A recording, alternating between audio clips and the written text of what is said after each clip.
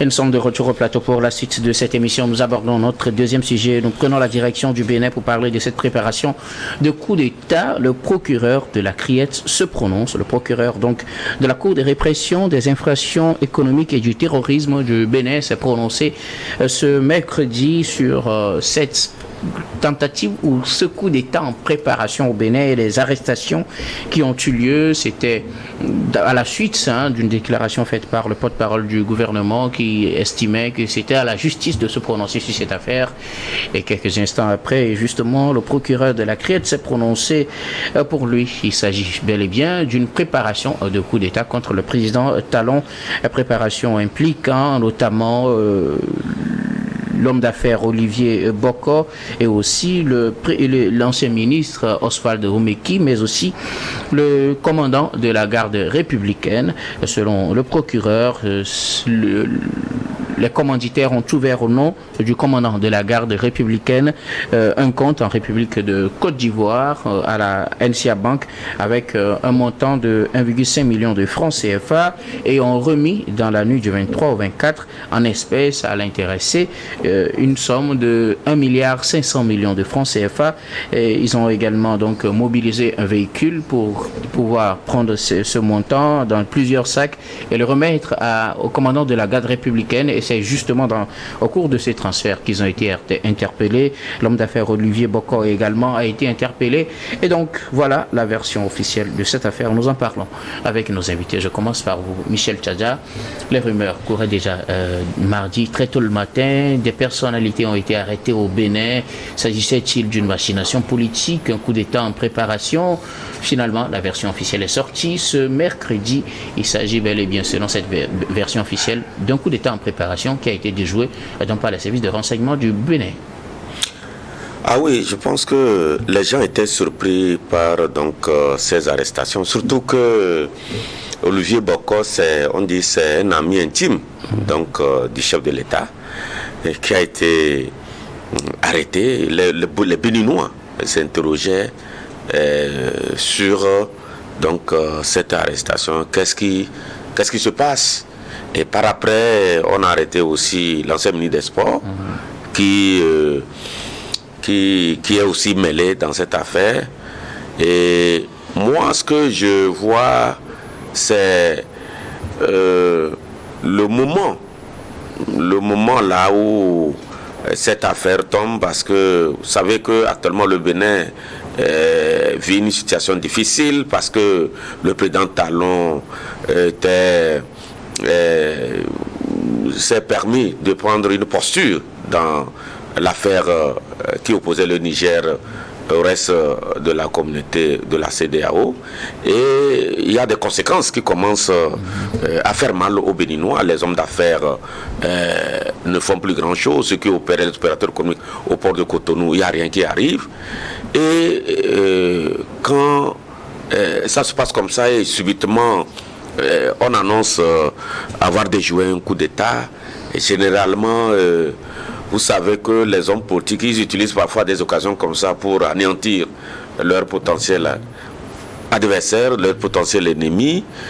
Et avec Patrice Talon, il faut faire extrêmement attention.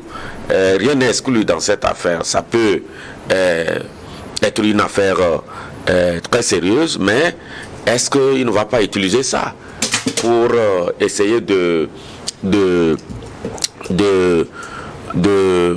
faire la purge, comme on le dit, éjecter ceux-là qui sont en mesure. Une potentielle menace pour lui, parce que dans quelques années, pour ne pas dire quelques mois, de 2 ans, voilà, sauf au retournement de veste, il devait laisser quitter le pouvoir. Et donc, quand on voit tout ça là, surtout qu'au Bénin,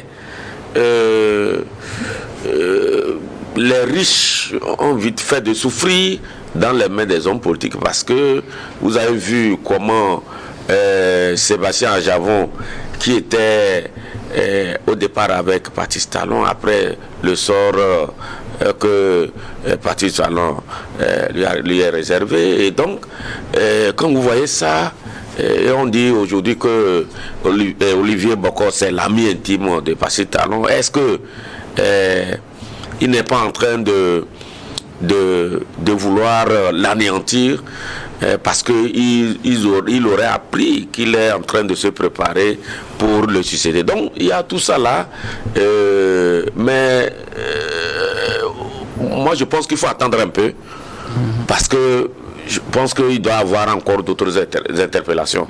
Parce que l'affaire là n'est pas encore... c'est pas totalement clair. Non, ce n'est pas totalement clair.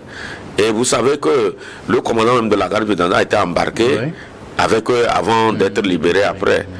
Mais moi, je fais extrêmement attention parce que ceux qui déjouent les coups d'État là, il faut faire extrêmement attention avec eux. Parce que vous vous rappelez, en Mauritanie, celui qui a déjoué le coup d'État, c'est finalement lui qui est revenu renverser le président. Donc, c'est une affaire à prendre au sérieux, à surveiller, et les jours à venir vont nous permettre de connaître les tenants et les aboutissants, parce que pour le moment on ne peut pas tellement spéculer, parce que le procureur a fait une sortie, mais il n'a pas été très exhaustif. Il faut quand même patienter pour essayer de comprendre et faire des analyses aussi pertinentes. Merci beaucoup à vous. Michel Tchadja, Robert Kossigan, que dire de cette situation des hommes d'affaires? Un homme d'affaires arrêté, un ancien ministre également, ainsi que le commandant de la garde présidentielle, la garde républicaine, qui lui a finalement été relâché. Le procureur de la Criette, dans sa sortie, a mis en avant la piste d'une tentative de coup d'État, un coup d'État qui serait en préparation et qui donc a été déjoué.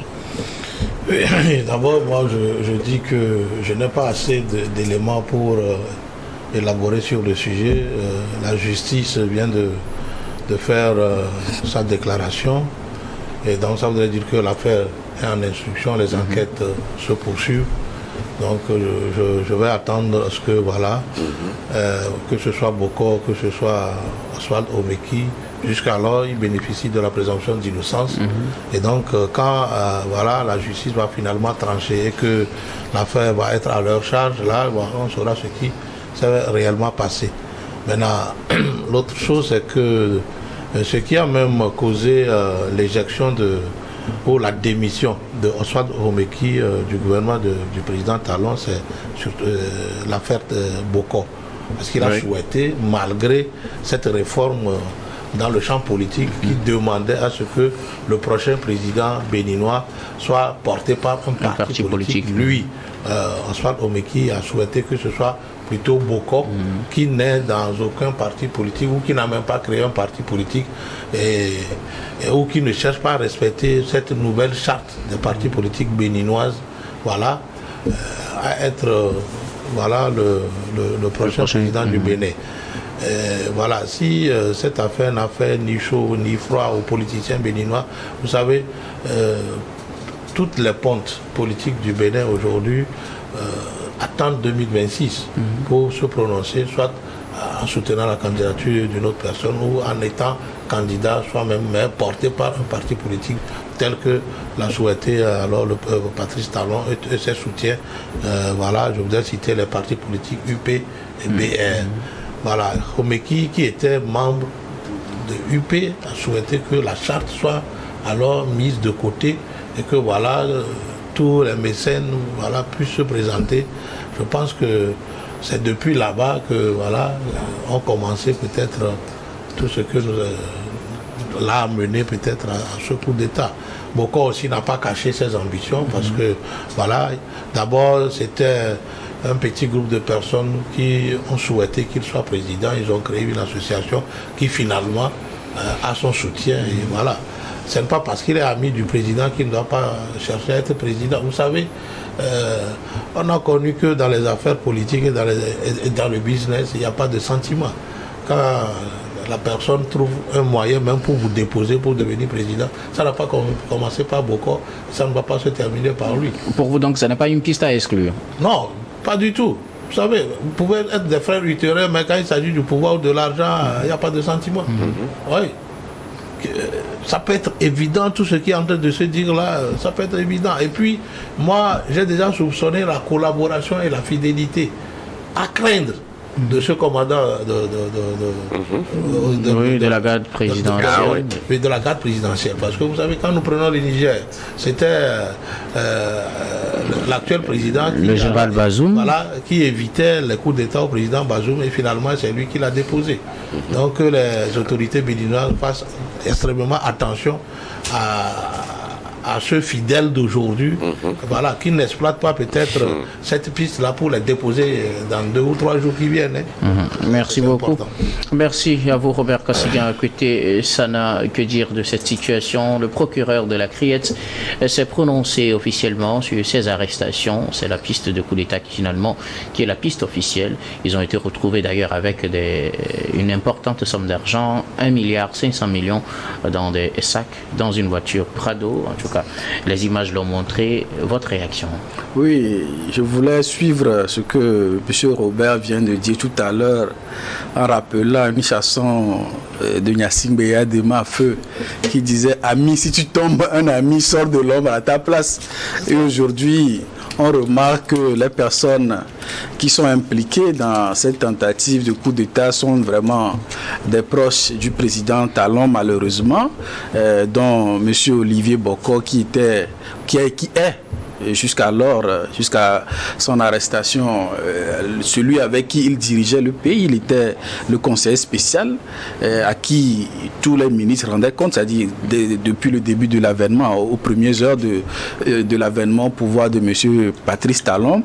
Ensuite, vous avez Oswald Homeki, que moi j'appelle l'enfant gâté de la République, à qui le président Talon a tout fait, et qui aujourd'hui se retrouve dans cette posture un peu embarrassante, sinon dire une posture de traîtrise, parce qu'aujourd'hui, même si on peut émettre certains doutes, qu'est-ce alors du cas du compte bancaire, parce qu'il a été dit que dès le 6 août, les intéressés ont ouvert un compte bancaire à la NCA Côte d'Ivoire, doté d'un montant de 105 millions. Ce sont c'est une information qu'on peut vérifier facilement, sans rentrer dans des théories.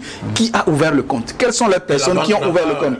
Ça, là, n'importe qui peut avoir accès à cette information-là. Donc, si le procureur spécial de la Criette donne au moins cette information-là, ça veut dire qu'il y a des pistes sérieuses.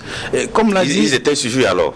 Vous dites? Ils étaient suivis. En tout cas, selon ce qu'il paraît, il n'y a pas aujourd'hui de doute quant à la fidélité du commandant de la garde républicaine, puisque lui, il a voulu voir jusqu'où ils vont arriver. Et visiblement, c'est lui qui les a dénoncés à partir du moment où la somme qu'on lui a promis, ils avaient pris le soin de rassembler cette somme-là dans un véhicule appartenant à M. Oswald et qui a été faussement immatriculé. Et c'est au moment de la transmission. Voilà. Donc ils ont été cueillis dans le sac. La main dans le sac. La main dans le sac. Donc ici, je crois qu'il y a, on peut appeler ça en flagrant délit, parce que les éléments sont vraiment probables. Qui a allé ouvrir le compte à la NCA Côte d'Ivoire? Où est-ce qu'ils ont trouvé ces fonds-là? C'était le véhicule de qui donc? Et les fonds-là sont destinés à quoi? C'est voilà, 1,5 milliard en liquide. Le coton Déjà, il y a une réglementation.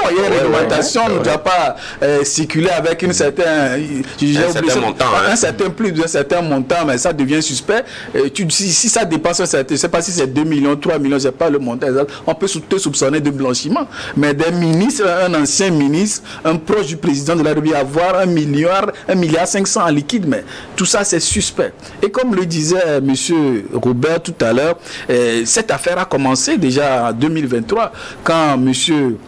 Oswald Homeki, il est allé à l'encontre de la réforme phare de M. Patrice Talon, qui est la réforme du système partisan. Parce qu'aujourd'hui, au Bénin, pour être président, il fallait que votre candidature soit portée par un parti politique. Et lui, il sort Oswald Homeki, lui que Patrice Talon a gâté, c'est lui qui vient dire que M. Bokor, il ferait office. Donc, ça n'a pas plu au président, puisque il s'est dit, mais on fait une réforme, mais il faut rentrer dans les rangs. Il a rappelé à l'ordre, il paraît-il encore dans un conseil des ministres, de se concentrer sur son portefeuille.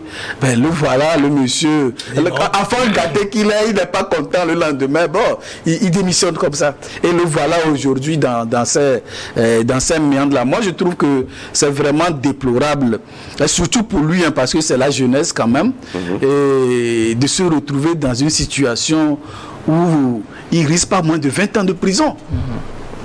Pas moins de 20 ans de prison. S'ils arrivaient à être condamnés et que le président Talon ne leur accorde pas la grâce.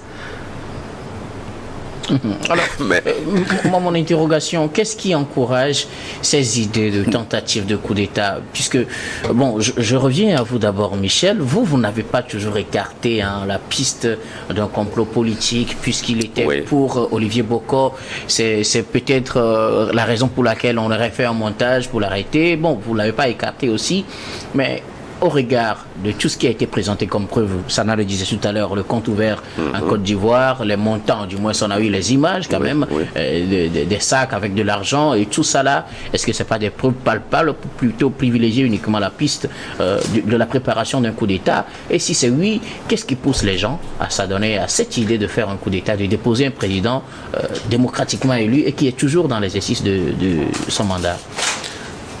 Tu sais, docteur, moi, j'ai toujours dit que c'est ceux qui sont à côté du fauteuil qui voient que le fauteuil est bon.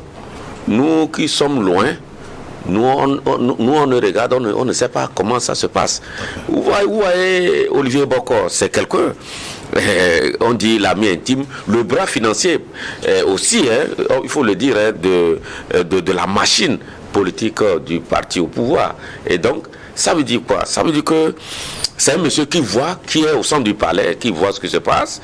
Et le jeune dont on parlait, Omeki, par exemple, un jeune gâté, un jeune que Patrice Talon a créé de toutes pièces, qui a voulu faire de lui, qu'il a mis une référence pour la jeunesse. Pour la jeunesse. Puisque en fait, excusez-moi de vous couper, en fait, parce que il a été courageux, ça a soutenu Talon quand il était persécuté par le président Yahi Boni. Je pense c'était pour le remercier. Tout c'est ça, mais on se dit que, je me dis que vous l'avez dit tantôt, c'est que c'est la fougue aussi de la jeunesse, parce que il n'a pas compris qu'à un moment donné, il faut faire en sorte que quand quelqu'un vous fait confiance, vraiment il faut être fidèle. C'est la fidélité. Quand vous faites confiance, il faut être fidèle. Les traîtres n'ont jamais la paix sur aucun ciel. Je sais pas. Le traître n'a jamais trouvé la paix. Et aujourd'hui, voilà la posture dans laquelle il se trouve en tant que jeune, et il donne un mauvais exemple, tout à fait, au président, que alors il faut écarter la jeunesse, ce qui est faux. Globalement, c'est que ils sont à côté, ils voient et ils se disent qu'à un moment donné, bon, c'est possible. Et surtout que quand ils se ramènent quelques années plus tôt, ils voient comment aussi Patrice Talon crée des ennuis à Yahi Boni, et finalement, il est venu au pouvoir. Mais Olivier Bokor se dit que moi aussi j'ai l'argent. Mais qu'est-ce qui reste aujourd'hui? C'est le fauteuil. Et soutenu par le jeune Oswald Omeki. Voilà, Omeki. Donc, mais c'est pour dire que les ambitions naissent quand les gens sont à côté. Et je le dis souvent, ceux qui sont à côté du fauteuil, c'est eux qui voient que le fauteuil là est bon. Ceux qui sont loin, ça les regarde, ils veulent vivre en paix. Ils ont goûté, ils ont pris goût. Merci. Voilà. Alors, merci beaucoup, Michel Tchadja. Alors, Sana, comment explique-t-on cette tendance qu'on a dans notre sous-région à vouloir faire des coups d'État, à déposer des présidents qui sont normalement dans l'exercice de leurs fonctions, en cours de leur mandat, des présidents démocratiquement élus, et qui, pour la plupart, certains ils viennent de commencer, d'autres, ils sont pratiquement vers la fin de leur mandat. Qu'est-ce qui explique que dans ce contexte, on peut y faire un coup d'État au président Patrice Talon? Non, il y a plusieurs raisons qu'on peut évoquer. D'abord, on peut dire que c'est pas effet de contagion. Lorsque vous remarquez que dans un pays comme le Burkina, un capitaine est devenu président, vous avez vu au Mali, un colonel est devenu président, idem, par un coup d'État, un général a pris le pouvoir en Guinée, au Gabon. Donc, tout ça là peut donner des ardeurs.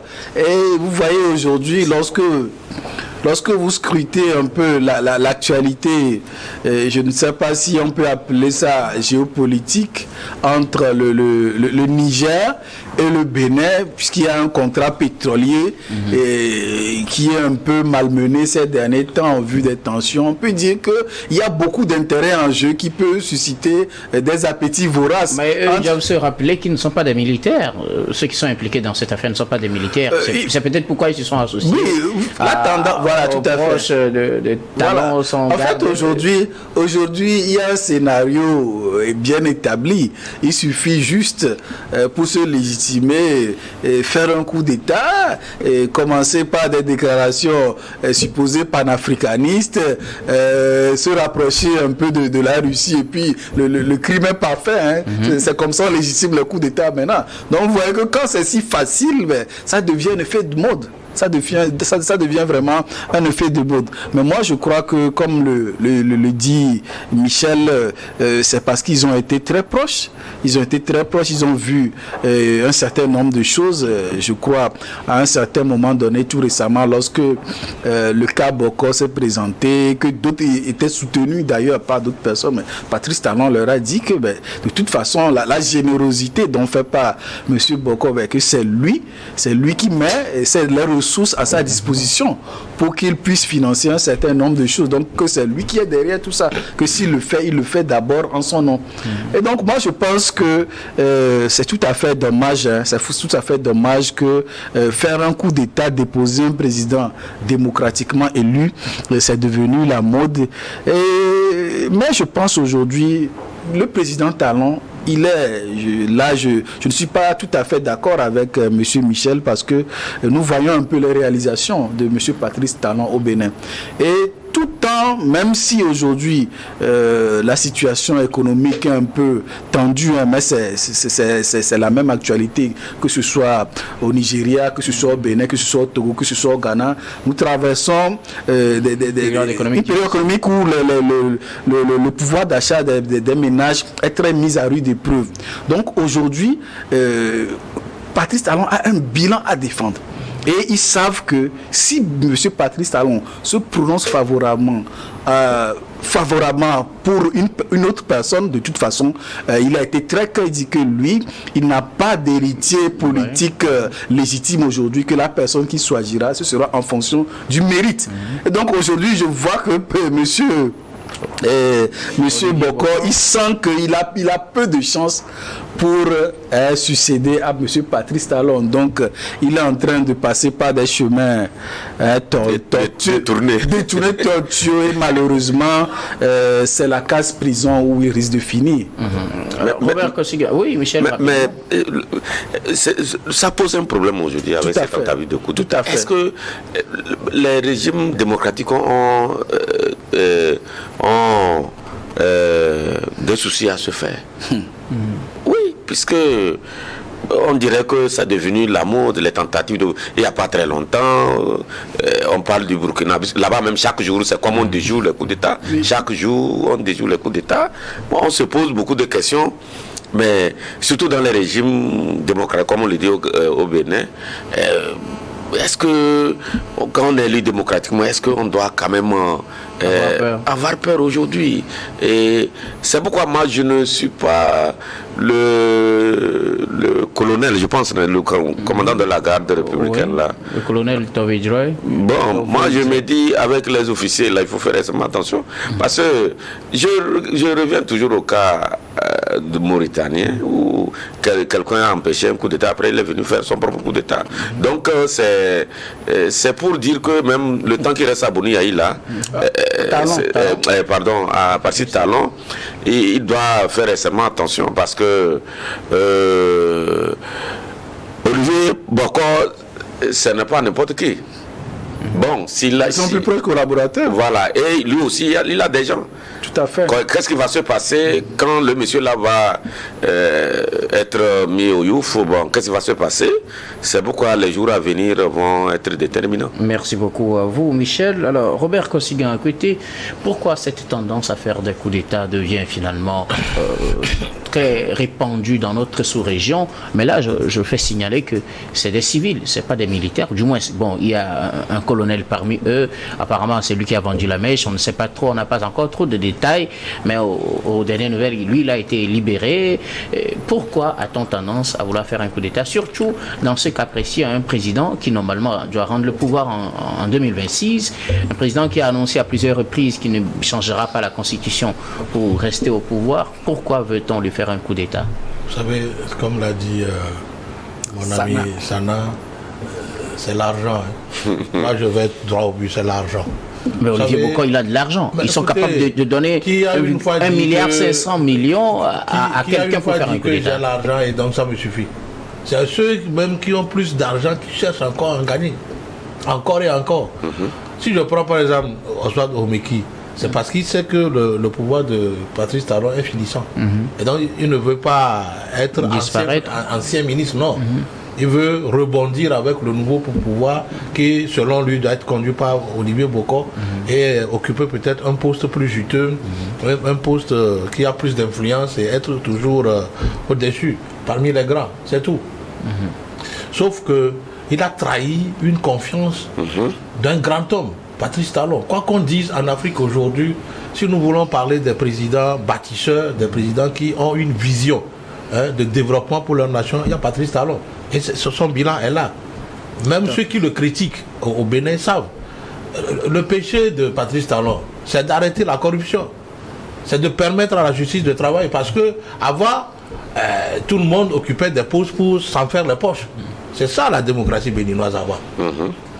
Et donc, à l'approche des élections, il y a quelqu'un qui, alors, par des voies tordueuses, qui a suffisamment de sous, vient comme un messie, il est soutenu par des politiciens, et c'est tout, il devient président, et on se partage alors le gâteau. C'était ça. Et c'est ce que Patrice Talon veut éviter au Bénin. Tout à fait. Parce que là, c'est le parti politique qui a peut-être un programme politique qui répond au développement, qui répond à la lutte contre la corruption, qui répond au concours non frauduleux. C'est de ça qu'il s'agit, c'est ça qu'il veut. Mais avec cette disposition aussi, plein d'opposants béninois se sont plaints parce qu'ils n'auront pas la possibilité de présenter des candidats, puisqu'il y aura, au-delà du critère d'être un parti politique, d'avoir des parrainages, ce qu'ils ne pourront pas avoir au regard de la nouvelle configuration. M. Bocco, avec tout ce qu'il a comme argent, au lieu de donner 1,5 milliard et plus, pour qu'on achète, pour qu'un grand officier qui est censé garder le président de la République et le président des institutions et le pousser à faire un coup d'État. Il pouvait prendre cet argent pour créer un parti politique, alors chercher des soutiens et aller aux élections. Puisque qu'est-ce que la charte politique béninoise veut? Il veut lancer les politiciens sur le terrain parce que d'abord, quand vous prenez maintenant la nouvelle loi, on demande aux partis politiques d'avoir un certain nombre de membres qui doit couvrir une tout représentation le territoire. nationale. Voilà, une représentation nationale. Alors, ça voudrait dire qu'on demande aux partis politiques de ne plus rester dans un bureau pour dire voilà, ou être chef de parti politique pour sa famille ou dans son quartier. Non. Couvrir le Bénin. Quand vous couvrez le Bénin, que vous avez assez de militants, pourquoi vous n'aurez pas de parrainage? Vous aurez de parrainage, il n'y a pas de problème. La loi est ainsi, mais à la fin dernière, les démocrates ont eu 28 députés. Avec cette même loi qu'ils décrivent.